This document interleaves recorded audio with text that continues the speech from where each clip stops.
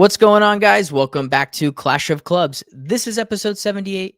I'm Dylan alongside Mila. No Grant today. We thought that we'd let him cool off. The December period has been super tough for all Chelsea fans, in particular Grant. But in seriousness, he's just enjoying his vacation, and it's better that he doesn't have to talk about Chelsea for a prolonged period. We'll talk about it, but it's better that he doesn't. Jam-packed episode for you guys.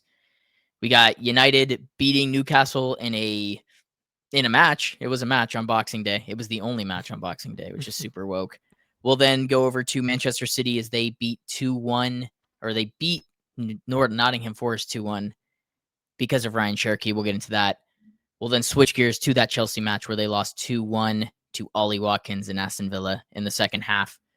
Before wrapping up the episode with a Premier League team of the season so far, since we are directly at that magical midway point of 19 matches. But let's kick into it. What's going on, guys? Welcome back to Clash of Clubs. I'm Dylan. Please, they just got punched in the mouth. They didn't even know how to react. That is one Derby Diamond. I'm Mila. Do we want to do a little prediction? That was the last time they showed an initiative to go get a fucking player. City is still alive here. Balotelli. Aguero. I'm Grant. They're talking a lot about you 15. How will you respond 15? We downgraded from Peppa. Do you know how absurd that is? Ladies and gentlemen, it's match day. Like Mila said in the intro, predickies. I got one. And I don't think, I genuinely don't believe I'll get a better predicky in the history of the show, like for myself. No. It just won't happen. Calling an Ollie Watkins brace, and I didn't predict it being in the second half, but as a sub. But the fact that I got it, I'm happy with it. I'll take my predicky to match you at 4. Bad week for Grant. I don't know if you've noticed, Grant's numbers get significantly worse because he's taken United to either lose or draw in every single match. There hasn't been a single. I lose on this one, but did you? Yeah, I think I did. I think I may have given you the on point. The injuries. I may have given you the point. I can't remember. Well, no, maybe you were at 17. Yeah. So, yeah, I guess the leaderboards went back in my direction this week. We might need to implement the super predicky in the future. The super predicky, yeah. The match plus the predicky, then that should be worth something. You know what? Forward, we're not giving it to you for the Ollie. No, not for this one. But that's a good point. We'll add like a little asterisk or a star or a plus towards the 4 in the top there. Yeah.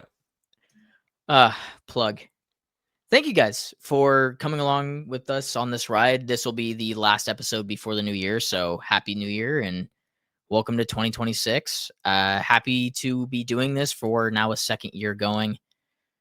We're at 147 subscribers as of today. And we've had a huge uptick in fans thanks to Aston Villa and a bunch of new people from across the pond and here in the States. We are on the road to 500 at some point in the future. So hit the like, the comment stuff about our show, subscribe, hit the notification bell, and follow us on all those socials that you see at the bottom there. We are constantly coming out with content every single day. So let's jump into the episode. I did a 5 things. So if you want to hear my thoughts on the match as a whole, you can go there. Mila, what did you see from Manchester United 1, Newcastle 0? Like you said, this was certainly a match, a game. This is just not what I expected. The result more so. I think I kind of expected an ugly game, to say the least. But United to come out on top with the 1-0 victory, even though Newcastle aren't great lately, is still pretty impressive when you lose the likes of Bruno and I don't know what more to say. They tried a new formation. That's the big one. I think that is. I think you covered a lot of it, so that's where I'm just like, what else do I need to say? But there's not a whole lot. That's definitely a good sign that finally he went to something else. I don't necessarily think it's something to rely on in the future. I just think Newcastle United don't got it right now. But working with what you got is what we talked about heavily on the last pod, or last couple pods for him, and that he would be judged on that and making the most of it. Not necessarily he needs the 3 points, but that the 3 points against a team like Newcastle are pretty good for his standing with the board, I guess. I don't know about if I'll say the fans because they still aren't convinced, I think. Yeah. That's a good consensus on where United currently sit. A match where we won 1-0 against Newcastle, who have given other teams problems. Like literally the week before gave Chelsea problems. I think Amorim deserves credit. We've talked about it for multiple weeks where I thought that this is where I was going to see if he had the chops when he was forced to make changes, when he was forced to adapt. He did it. And he ultimately got United the win in that respect. Like he switched to the 4-back. United got a goal through a player that we haven't even seen play on the right once in his entire United tenure. He played him at right wing.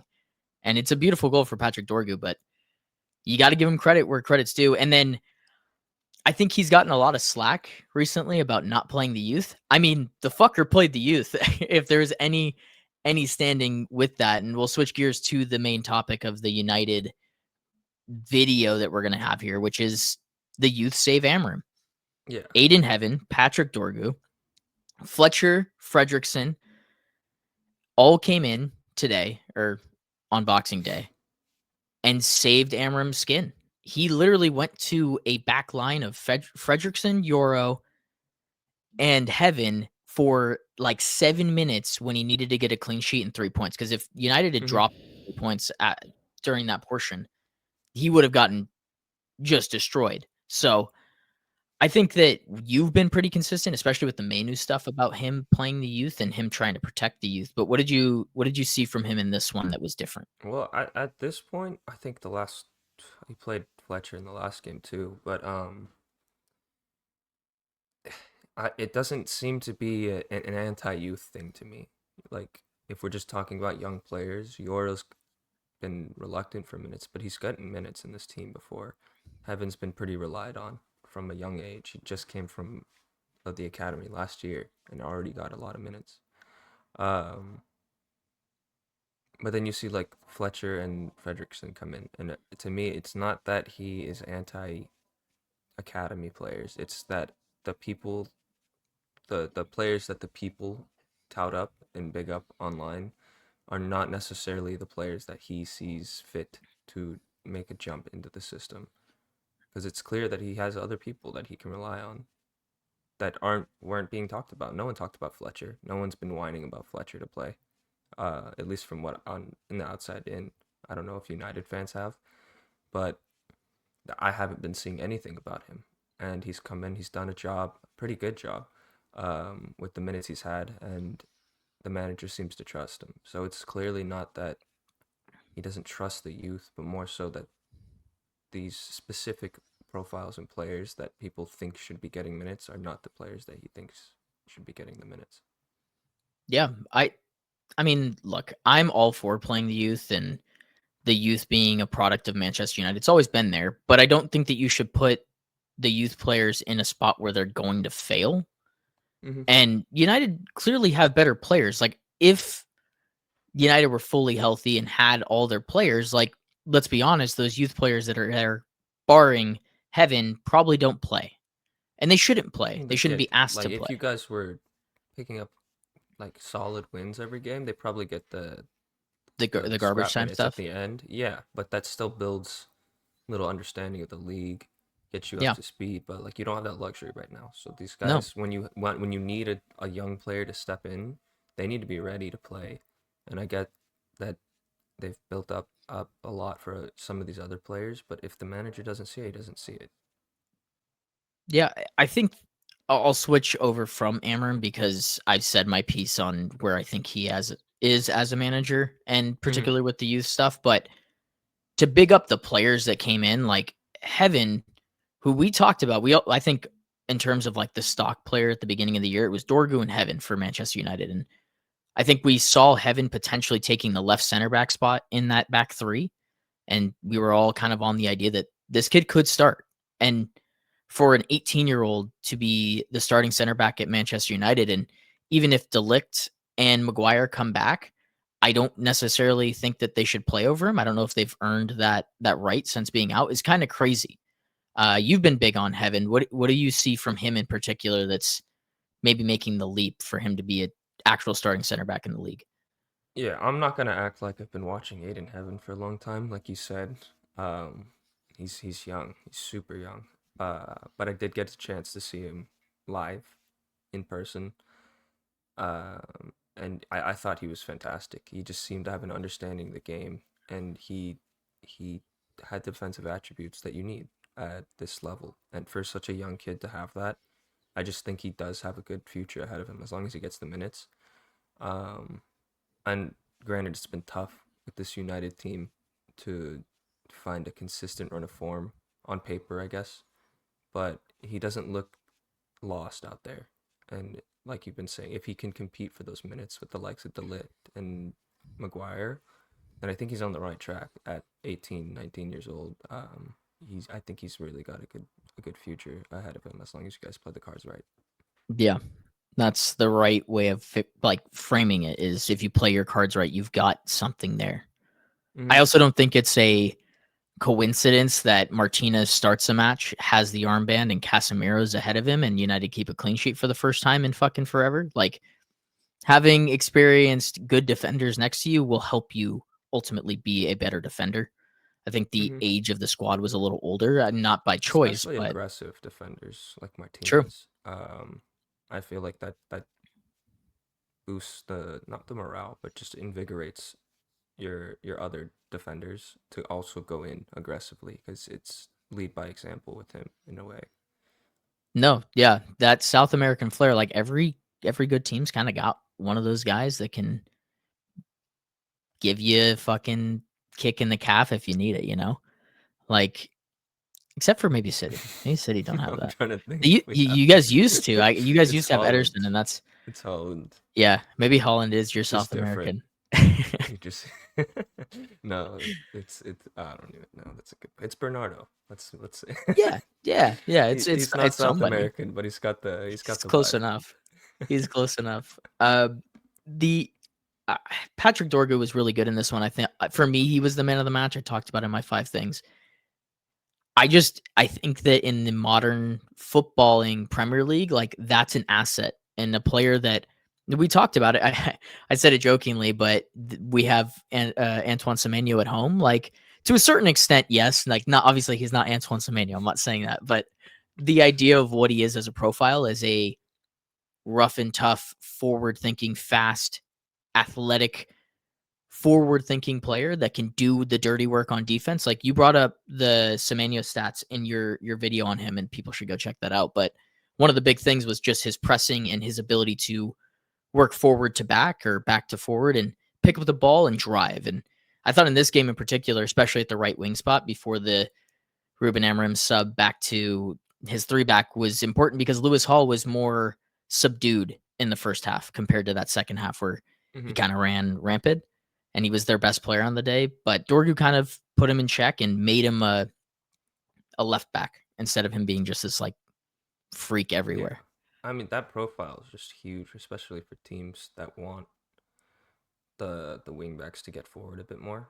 I think it just allows a bit more for that wingback to have freedom, and you're not so exposed when they do go up. But if he's able to cover that entire side, just offensively, defensively, like that's just a huge asset for any team to have. Because they're covering ground, they're a body of space, and if they're intelligent and aggressive enough to make an impact doing that too, then that's great. Do you think you're gonna see him at right wing more, or do you think this was a one game profile for profile type of thing? I think he starts their next game. But until Ahmed and Mbumo or one of the two comes back into the fold, like he'll play there, I think, every single week. I don't think there's a choice at this point. And I don't expect Lacey to start any games here, even though it's Wolves and I can't remember the other two. It's like a relegation run here for United, but I think that's even more important for them to pick up like 9 points. Just stay because if you can focused, get some pick up the separation here, points. yeah, that's the key for United. Can they pick up separation? And I think Dorgu, if you play a kid who's in form and he's starting to become in form, I think people were clicked out to him because he just was struggling. Like same with Euro. Like them both picking up confidence in this run is going to be super important as United kind of build here. And if they can pick up, three wins in a row or 4 wins in a row, and then I think they play like an FA Cup match in between, like before they get Mbumo and Ahmed back, like this is exactly where we had them in our predictions. Was like you can springboard really, and Amorim I think needs that. So yeah, I think he stays at right wing, and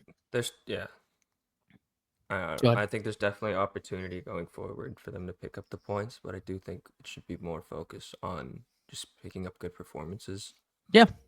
If you drop a point to a draw but played phenomenal without 3 of your best players, 4, 5 currently, I think that's a great sign going forward, where you can just inject them back into the team. The rest, the spine that was there, has been built and has gone through it and can play without you, and now you're just adding that prowess to the team. I think it spells for a good run for United to close out the season, but you never know with them. So that's a good point. You do never know. I will close this youth segment off on.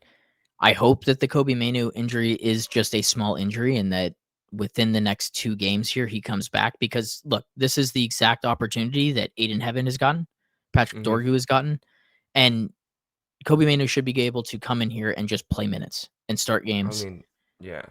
And I hope that this isn't one of those fake things or like a fake injury looking to potentially get him moved on or to wait until the window closes. Like United don't have that luxury of doing that. Even if he is going to go on loan, like, look, I saw Xerxes play and it was fucking horrid. He was awful. I don't even want to. But I don't think Mainoo has. I think Mainoo has one respect for the club, where if you were to play him in these minutes and it is a quote unquote fake injury, like I'd hope that he respects the club enough to play his hardest regardless. And I don't think that him playing hard would affect a move. Like, I hope and pray that he's back within the next match or 2, because it's tailor made for him at this point. You've lost Bruno. He's switched to a formation that clearly favors Kobe Mainoo. And Amorim has been talking nicely about Kobe Mainoo for the first time in forever. If you can get him back on the pitch and at least get him some minutes here, it'd be key for United's run-in before all those guys get back. Definitely. All right, let's switch gears. Boom. Go ahead. 2-1. Dude, this was a hard game to watch, not necessarily because of the game, but just that it was at 4:30 a.m.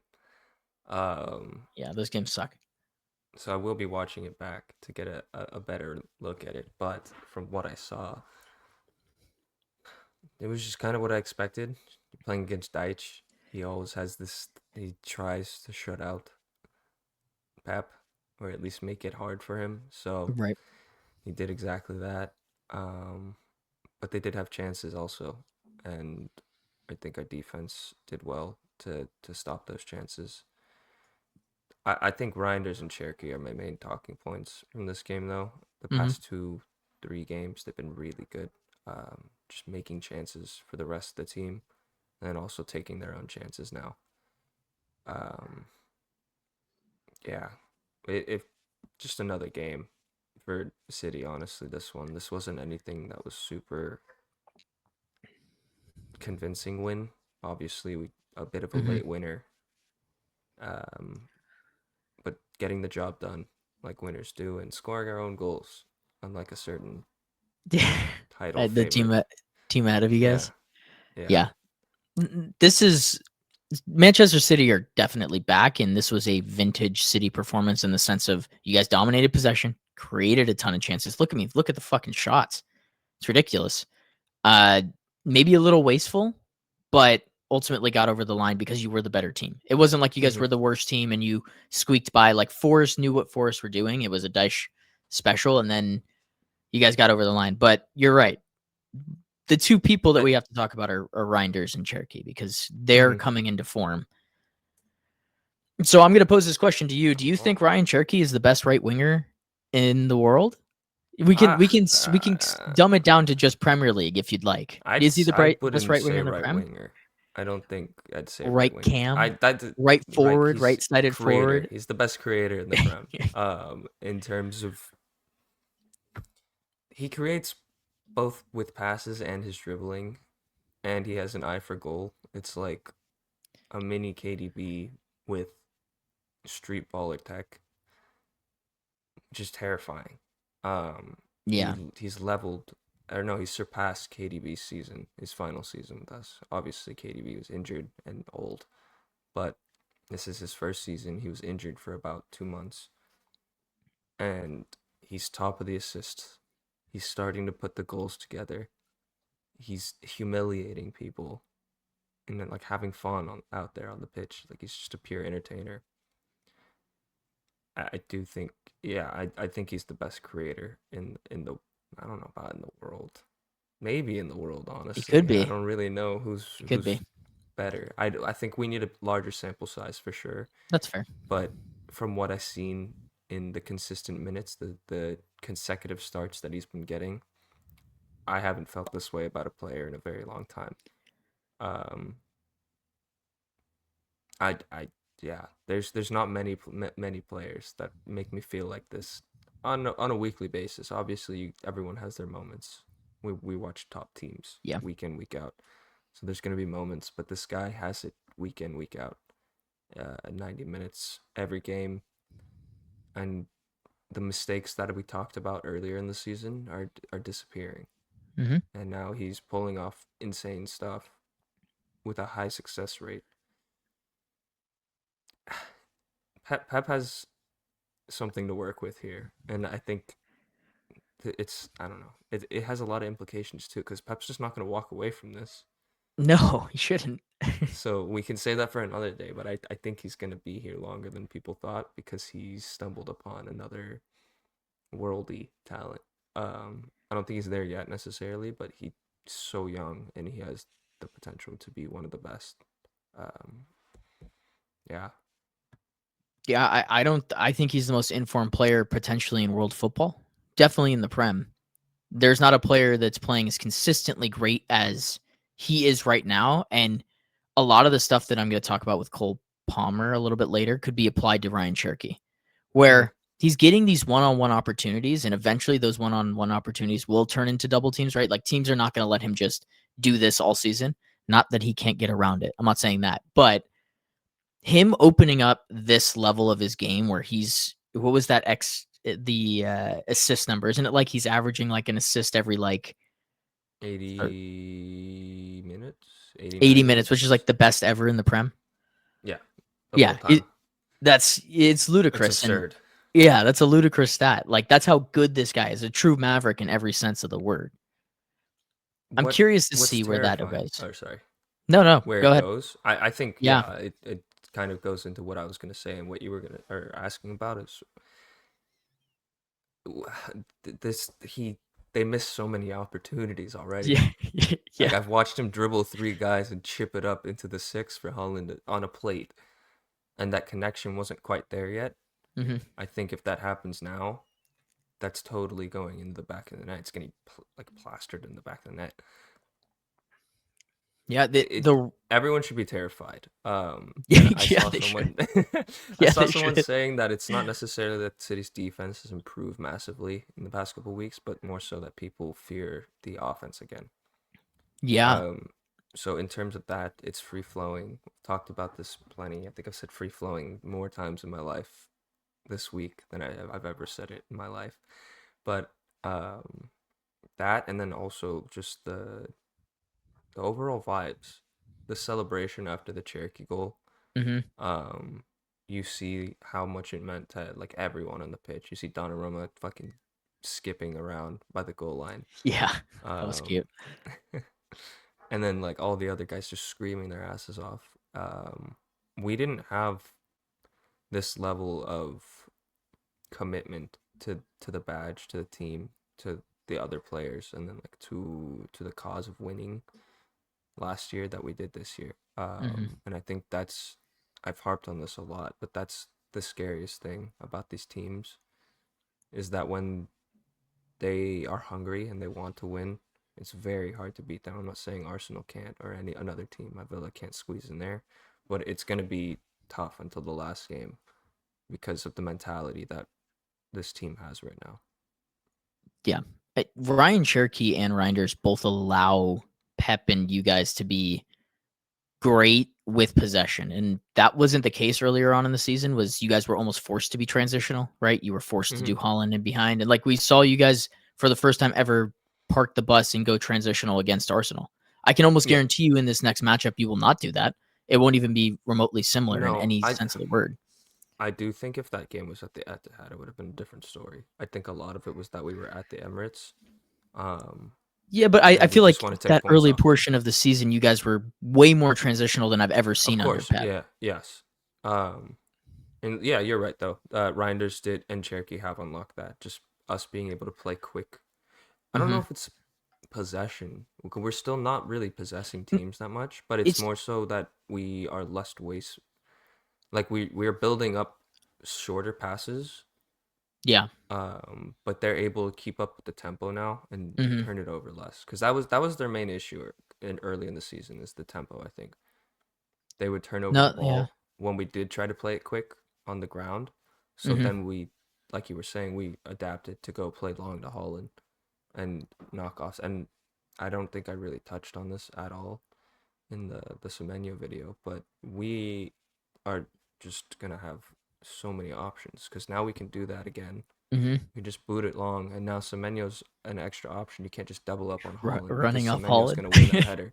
And he Running doesn't have to freaking run off of him. He can win the header himself. We don't have a right wing It's that true, can win he's a that header. freak. We don't have anyone else up there that other than That's Holland true. right now that can win that header. So now Yeah. you have another option that Holland can run off him. He can run off Holland. It's very scary. Wow, I'm rambling. What were we even talking about? Dude, that's pretty funny. The idea that for the first time in his career since going to Bournemouth, that Semenyo is potentially going to be a sub. Like you can bring Semenyo on late That's in the true. match. Yeah, Like that's I crazy. do think he's gonna fight for a spot for sure. No. He wouldn't have made that decision if he wasn't going to at least start a good portion of matches here. I don't think he would have at least.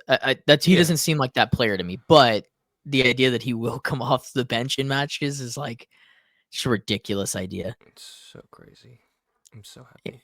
More than you believe. More than you believe. Yeah. Whenever Pep starts speaking and waxing poetic and starts getting a little lovey with a player, you know that he truly cherishes the opportunity to work with somebody like that. And yeah, it's the love-hate thing.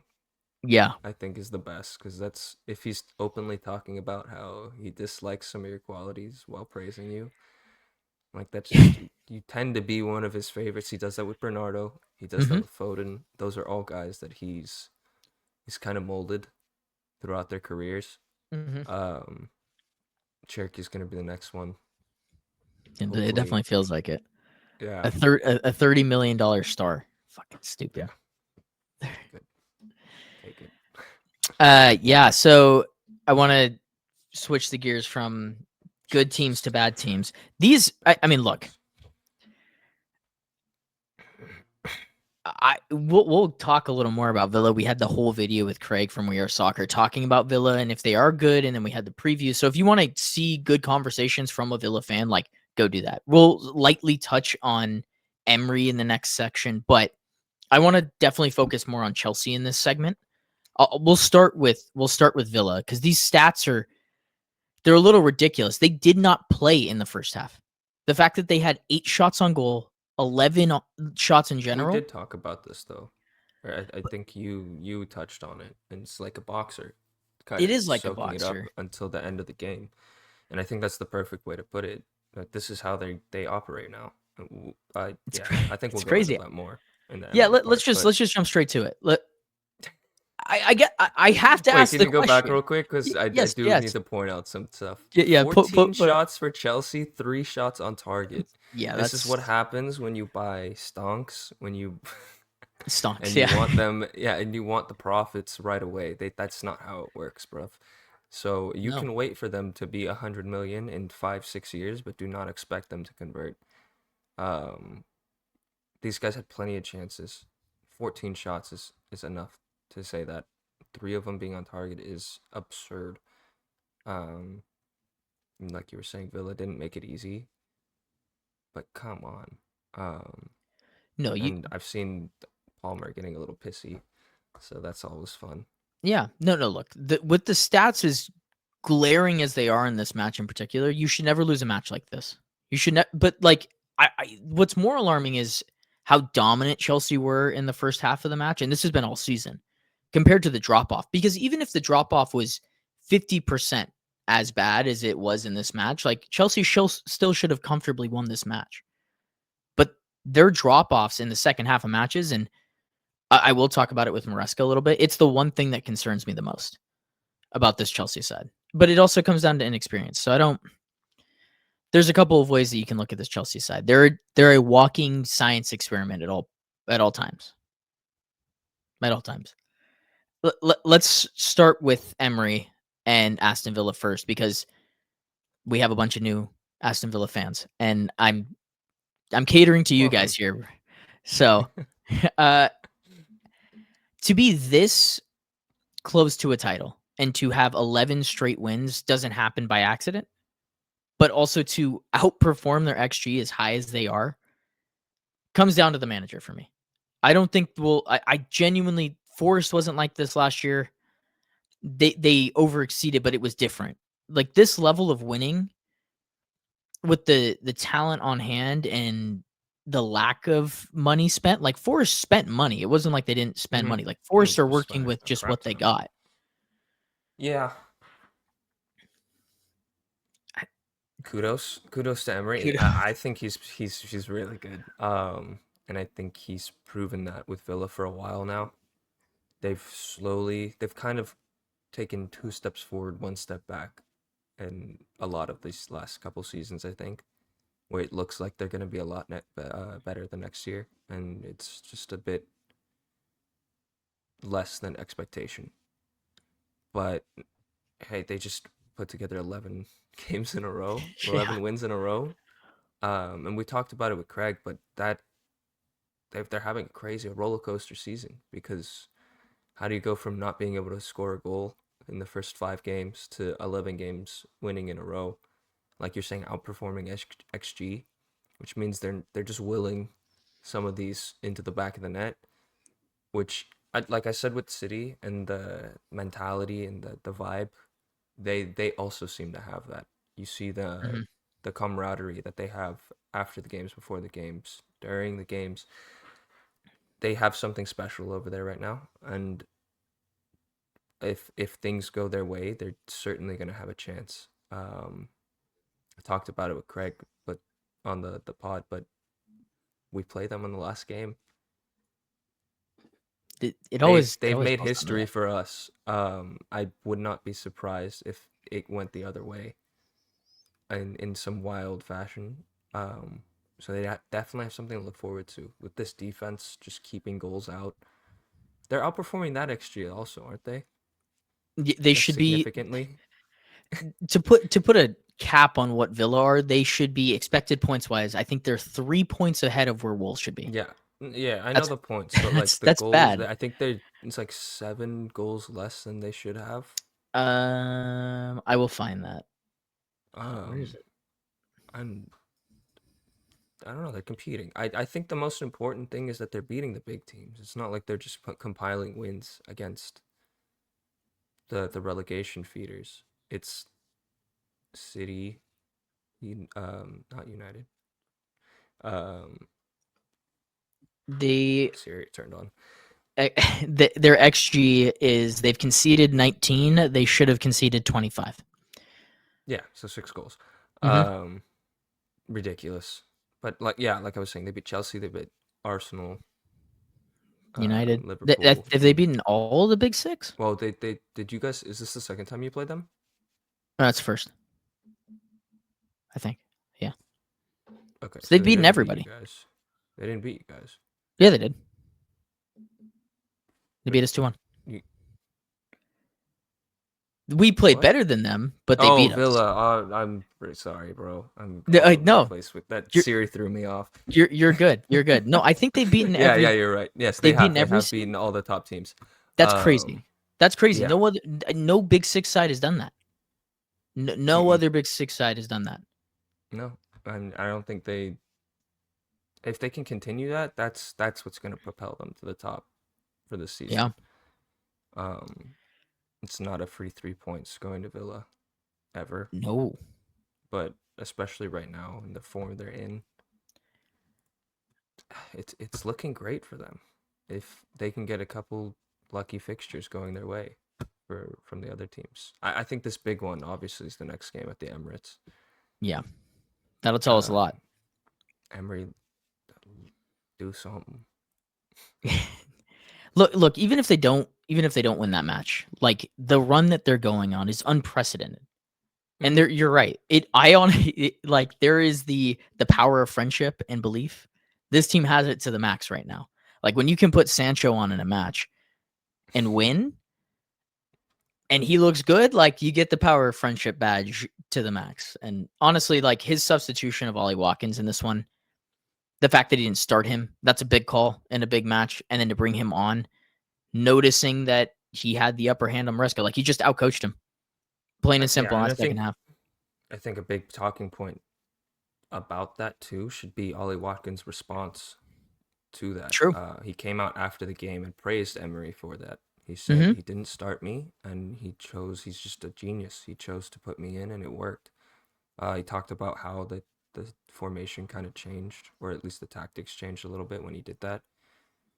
And I think they're all bought into what the manager is putting out, and that's super important, especially in a run like this. So whether they just secure like a top 3, top 4, and get Champions League again, or they do make a title charge. Fantastic season so far from them. Yeah.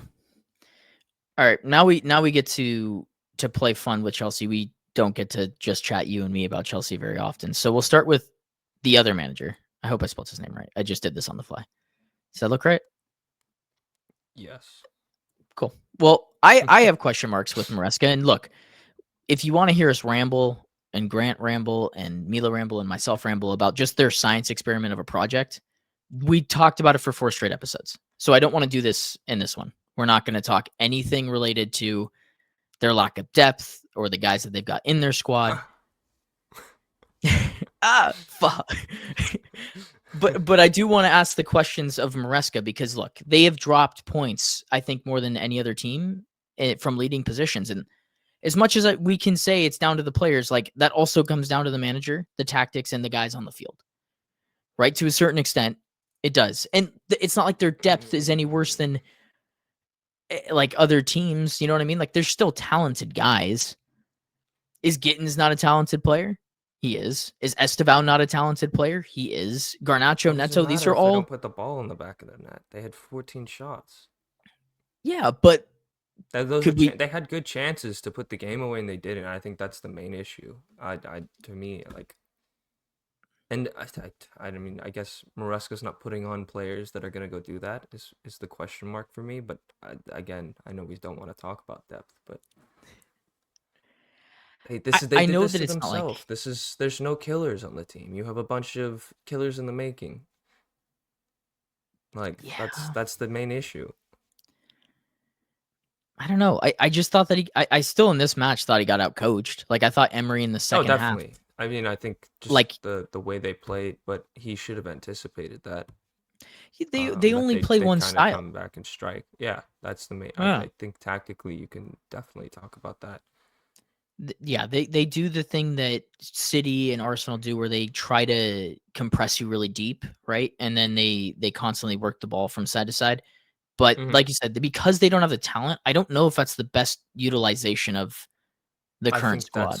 That's what we can nitpick is that he knows this. It's been long enough. The season's gone halfway, and he can look at his squad and say, okay, these guys aren't converting, but we're still up 1-0. I have Badiashile and Chaluba as my defensive pairing. Maybe we should sit in a little bit, absorb some pressure. Robert Sanchez has been good at shot stopping this season, and just hold out and win. So I think that's where we can give him a bit of shit. Is like, well, just adapt tactically if you can't adapt with personnel. Yeah, I think that we get on all the other managers in the league for not adapting, right? And I don't think that Maresca should get any leeway here because his sporting directors don't give him the tools. Like no other manager gets that excuse. Not to say that I think Maresca should be out. I think that he's a good manager. I just think that the question of when you're winning in a match and they were as dominant as they were, for their drop-offs to continue to happen in the same ways every single match, like sure that comes down to the talent, but it also comes down to you just not adapting in a match. Like you have to make changes. Other coaches make changes. Emery made changes. Maresca, and the other thing that you can talk about here is Maresca wasn't even on the sideline. I don't think Never another said it. manager has Yeah. been suspended the way that he has twice now in the same season. That's not precedent stuff. And for a team that's so young and constantly is fighting this too recklessness nature, like yes, Maresca, him going into the crowd, I don't mind that. But him getting yellow card accumulation, like that's just not being smart. Because there is a difference with your manager being on the sideline and him being in row Z with a walkie-talkie and Willie Caballero being your manager for the day. That does matter. Those are the questions that I have with him is just like, can he be more flexible late on in matches? And then can he just be on the sideline? Like we know the problems with Chelsea, but I don't know. I he's frustrated also is the thing. So I that's do true. want to cut him some slack with that. It's not like it's just happy go lucky over there and he's being an absurd just No. angry Italian. Like he's upset with the board, the club, I'm sure some of the fans, and he's just frustrated and it's coming out on the pitch, so I can understand that. But like you're saying, he does need to set a precedence also because he sees his team as picking up a ridiculous amount of suspensions and just disciplinary issues. So yeah, I think there's definitely a lot of questions to be asked of that type of stuff, of the attitude. But in terms of the tactics, I get it and I don't. I do, like I was saying, I do think he could have sat in a little bit. But if you do that and then you set up defensively and they score the goals anyways, you're in a very bad position to go take the game back. That's I true. do a lot of it to me is that these wingers are wasteful. The strikers are wasteful. They get chances. It's not like they're not creating and they're just not putting away all the chances. Like we talked about it with City. We were making chances. We didn't put them away, and that's where we dropped some points. Because we could have put the game away, and we didn't. And then teams come back and score. They find momentum. The game's about momentum. And they don't take advantage of their momentum as they should. So it's hard for me to put not all the blame, but like a lot of the blame for that on Maresca when he's not the one putting the boots on at the end of the day. No. And I don't look, I'm not blaming Maresca for a majority of what's wrong at Chelsea right now. Like I think it comes down to bad play, a little bit of everything. But look, because we don't have Grant on, it makes a lot more sense to have this conversation. He's very pro Maresca, and look, any manager that only picks up 2 wins and 8 in an entire month has to have some questioning. And we don't normally do that about him. We do it about Amorim. We've done it with Pep. We've done it with Arteta. It only feels right to ask those questions of Maresca as well. But you're right. This isn't his fault at all. Yeah. I mean, Palmer also hasn't been Palmer. No, he is not. Good transition. Come on. Great transition. Cole Palmer is ice cold, but why? Obviously, super clickbaity thumbnail that we've got on this one. I mean, the easy answer, the answer that Chelsea fans are gonna like, he's coming back from an injury. He's just a little rusty, not match sharp. The answer that Chelsea fans are not gonna like, he's super frustrated with this lack of talent or lack of clinicalness in the squad. Big on body language and how players act, and I've been seeing more and more that he's growing frustrated. That can be mended, obviously, but when your sporting directors operate the way they do, it doesn't spell a good outcome in the future for me. No. But who knows? I think he can pick it up.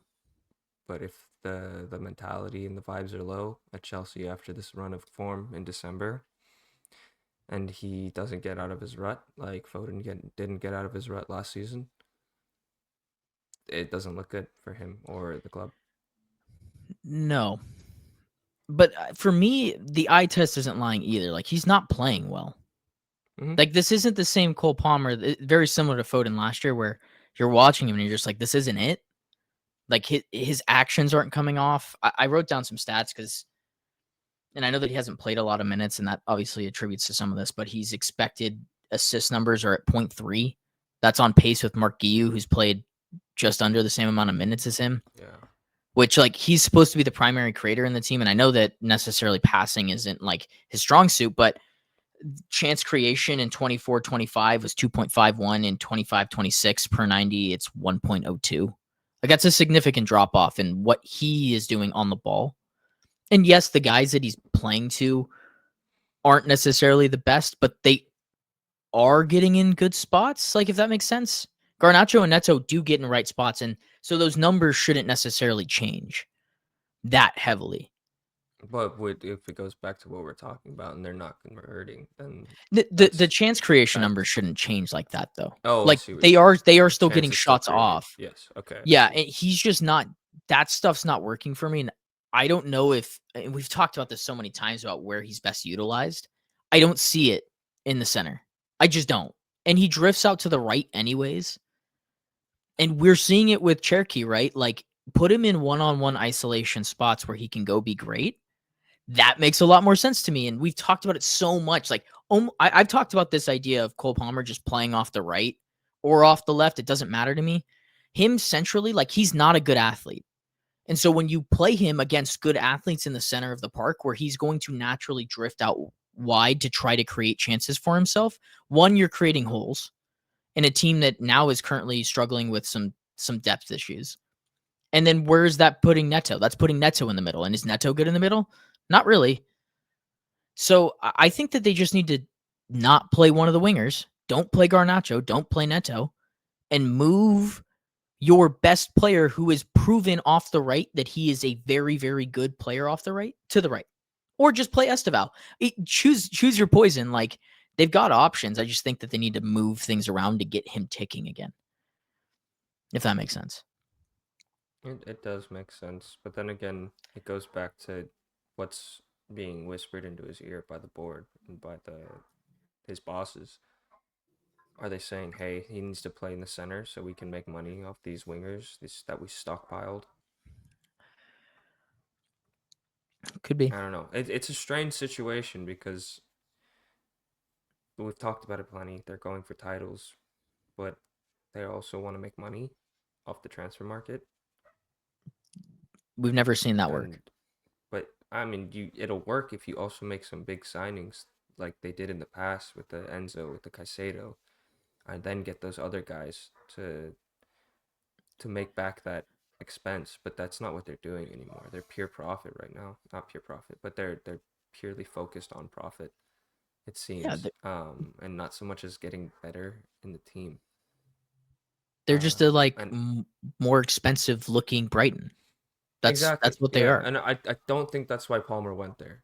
So this No. is the big talking point for me, is that how long does he put up with that? Let alone how long does the manager put up with it, who's already kind of fed up? How long does your star player put up with that? How long does he sit there and go, I have to carry this team to not win a title? He left the team that he guaranteed titles, obviously, to be the man, to go get his cold celly certified. But this is not what he wanted when he left. He wanted to be the man, but he also still wants to win. And if they're just going to be Brighton Supreme, then I could totally see him moving on. And that's going to be a tough day for Chelsea fans if that does happen. So they need to figure something out. Whether it be from the top down or the players get their act together, the players that they do have, because at the end of the day, you can only work with what you have. So, Yeah. No, that's a really good point. The answer to your question for me is not long. He's already tasted gold, right? Like he already knows what winning titles feels like and looks like. I don't think that he sticks around very long if he doesn't feel that that's not modern football anymore. You don't stick around at places where you're not going to win trophies. Like even the most loyal of loyal leave, like Harry Kane did. He did leave Spurs, right? So it's a really good point. It's a really good point. If he wanted to play for Brighton, he could just play for Brighton. All right, team of the season talk now. Enough negativity. Let's talk about bright spots so far this season. Like I said, we're at that midway point.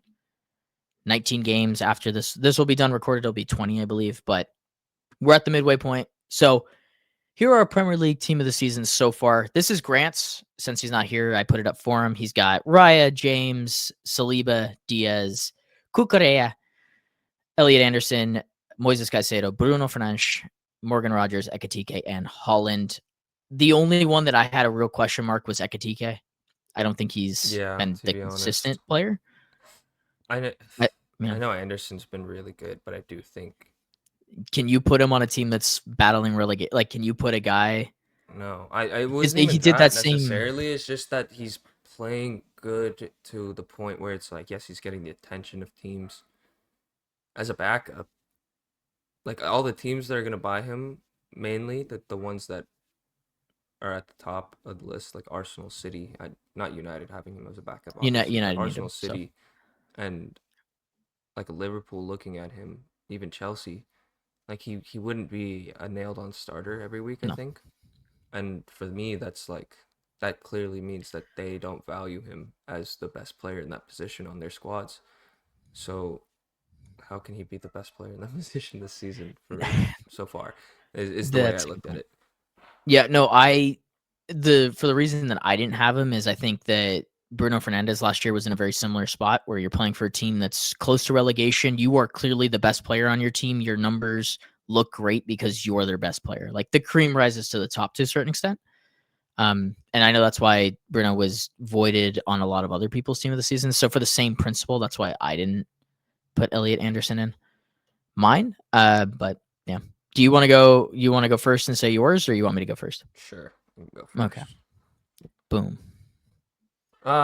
Pretty similar back line. I'm not putting that long-haired man over O'Reilly though. I think everyone that's gone up against O'Reilly has failed the test for the most part. So I'm keeping him in my team of the season so far. I swapped out Anderson for Rice.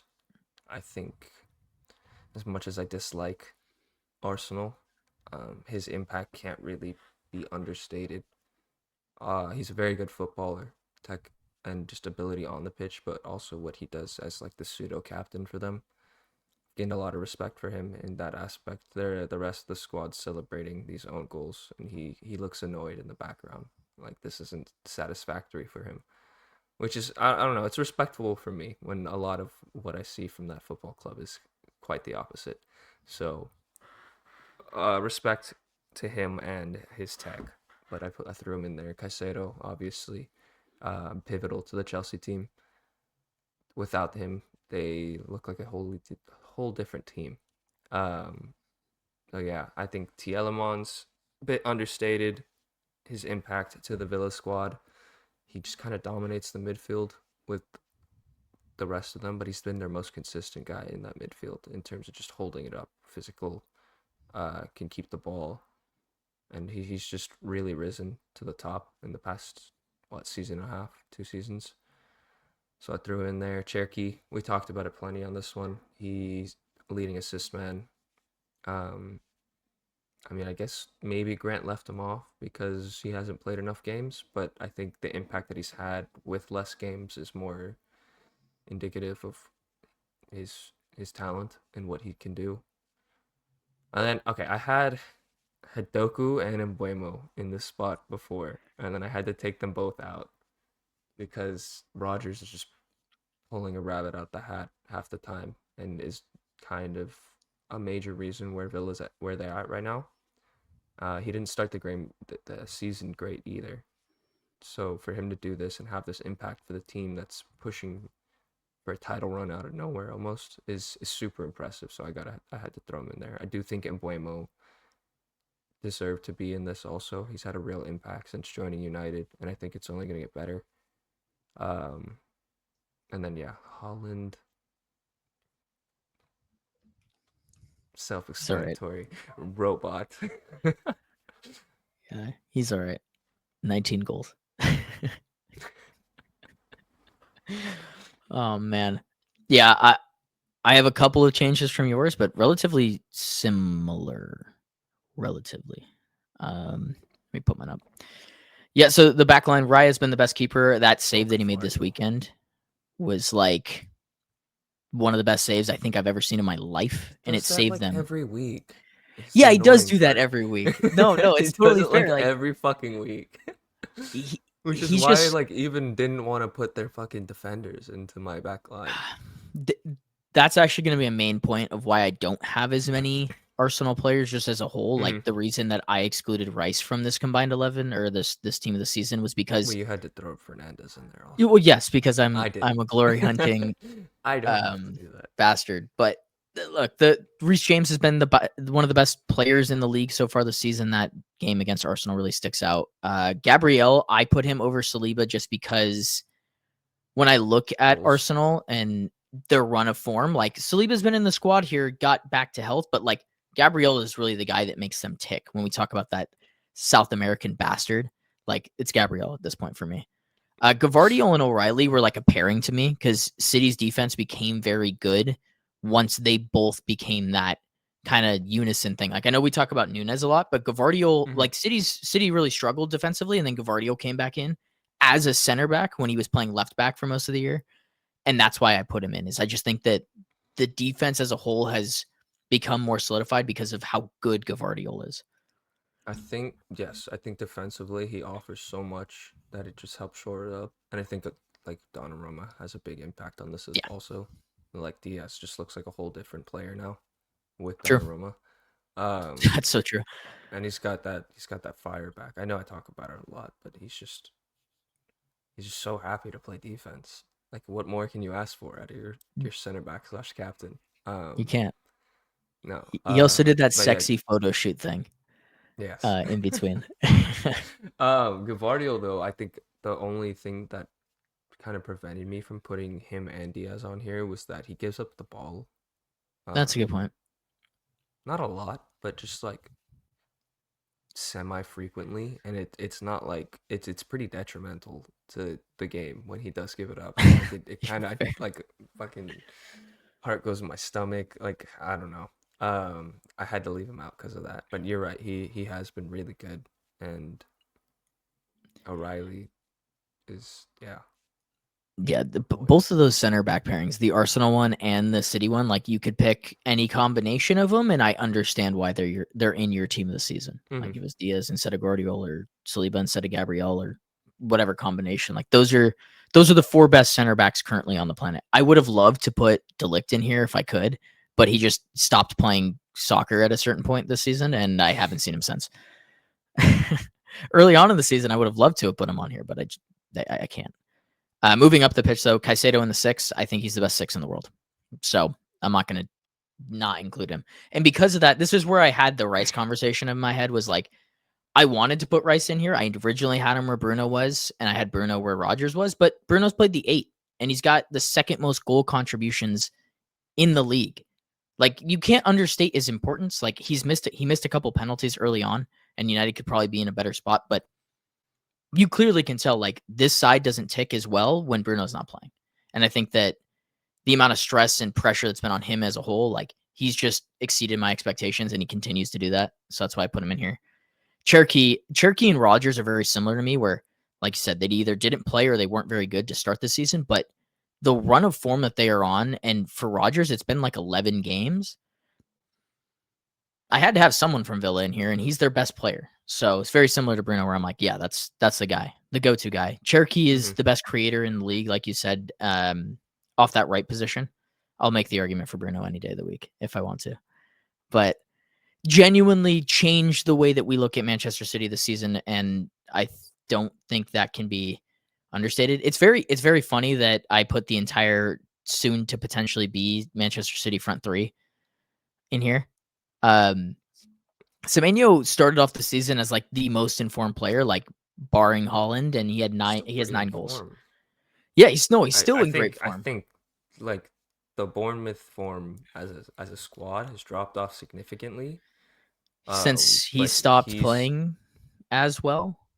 No, I mean he's still been playing. He's still been bagging goals for them. He's the one. one leaving, and he's holding them up right now. Like it's ridiculous. Yeah. Also very respectable though that he could kind of just check out and take it easy, make sure he doesn't get hurt. But he's still bagging for them. Still trying to do what he can for the club, which great aspect to have. I'm very happy. Yeah, I just think that he was the best available forward that wasn't playing for a big 6 side, barring Villa, and he's just been so good. He's one of my favorite players to watch in the league. I actually hate that he's going to City for that reason, because then it's the same thing with Cherki. Like I love both those players. I really enjoy watching them play, and like I have to like not enjoy watching them play. I saw a tweet from you. I think it was a United fan. He was just accidentally celebrated the Cherki goal out loud. It's probably Lyles or Elias, or I don't know how to pronounce his name. So but funny, yeah, I don't know. That happens. It's footy. it does happen, especially modern footy. Just at the end of the day, it's just footy. You gotta enjoy it. You do, and he's a baller. So we talked about Rodgers, and then Holland has 19 goals. I'll keep coming back to that point. That dude's such a freak alien. He has 19 goals. And he knows he can have more, which I think is the scary part. It's not like, I have 19 goals, I'm doing good enough. It's like, I should have more goals. He should have more goals. Fucking it up here. And I'm like, oh, okay. Hungry. He just stays hungry. It's the best. It's the best thing for a striker. Look, if City go on to win trophies, like he's going to be in a Ballon d'Or race. Like you can't not have. He is the Ballon d'Or race. He should have won one. He should have won one over Messi. Probably should win one if Norway do anything in the World Cup. If they make it out the group stage, he probably should win it this year. If not, Mbappe, just depending on like what Mbappe does, but also the World Cup here really skews it. In the maybe depends what Real Madrid do this season. If they tap out in all the competitions, then I think there's a real conversation for Holland. If they can go on and win 2 to 3 trophies, then didn't you guys win a quadruple and Messi was playing for Inter Miami? That sneaks into my head as like. You can't Messi. I can because I think Mbappe is one of those players.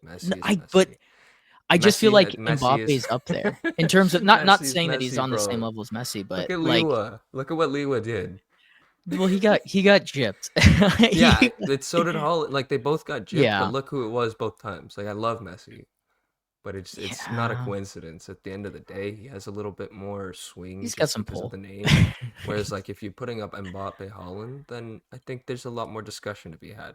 Where no, 100% immediately go Mbappe because it's Mbappe. Like I don't think he has that level of global appeal yet. That might be fair. I think neither of them have a difference in that. Yeah. They both have that level of appeal is more so what I should say.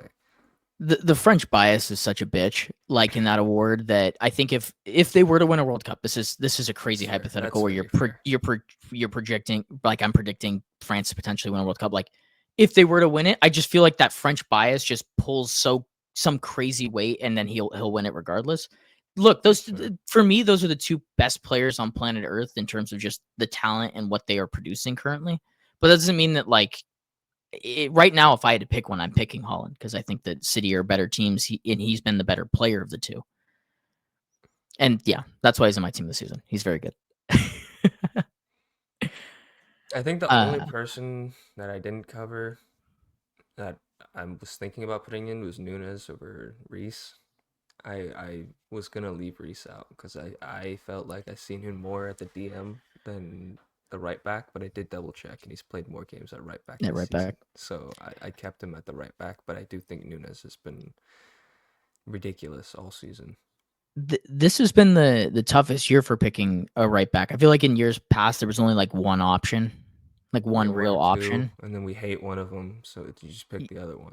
Exactly. But this year it's been Reece James, Timber, Nunes. Like there's been more options to fit this role. Like Timber's been really good too. That was the one guy that I looked at and was like, you know what? If I'm going to add in another Arsenal player, I think in the backline, that was the guy I would have picked. I just think he's been really good, but I'm not going to do that. If you've watched this podcast for 78 episodes, you just know that I'm not going to do that. Like if I have a chance to exclude an Arsenal player, like I'm going to do it.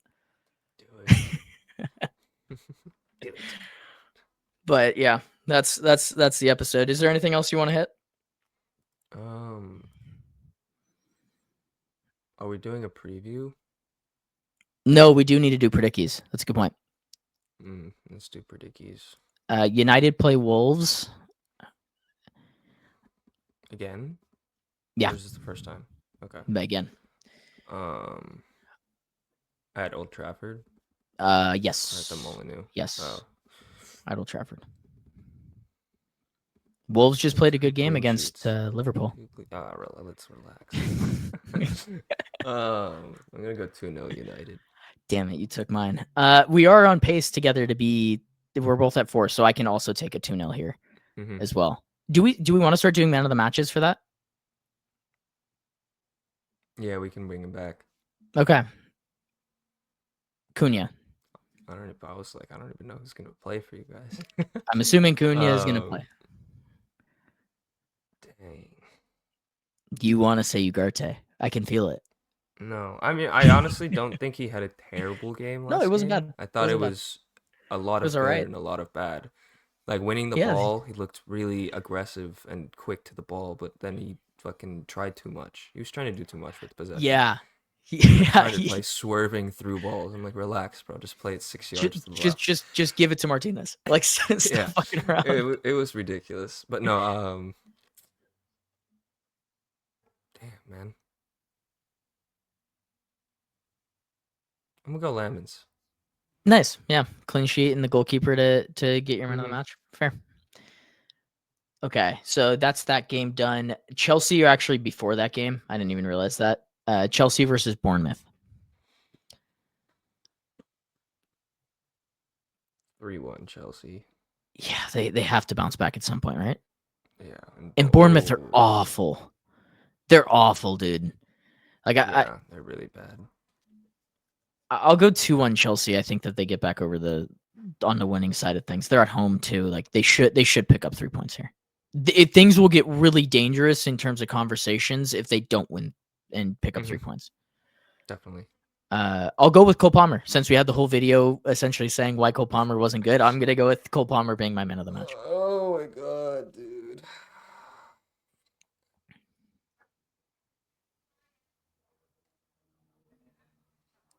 Is this the podcast where you just go ahead, say it? Neto. Oh, okay. I thought you were gonna say Roberto. Gonna get some goals. No, just only pick goalkeeper. Yeah. Robert. Sorry. What did you say is the scoreline? 3-1. 3-1. All right, and then we're not gonna predict. Should we do a predict for Villa, Arsenal? Okay. 2-1 Aston Villa. 2-1. 2-1 Aston Villa, and it's gonna have to be Morgan Rogers. Doesn't have to be Morgan Rogers. No, it has to. Who's suspended for that game? Kamara. And one other person, right? Cash for Villa. Yeah, I think Cash. Oh, it might be Cash. Yeah, Cash it is Cash. You're right. Accumulated. Okay. Deep Matson. So they play Konsa on the right. They might. I don't know if Pau Torres is. I don't even know who's played it right back. That's not Matty Cash. The Arsenal defense, honestly, it's just gonna be getting through to get the goals. Dang,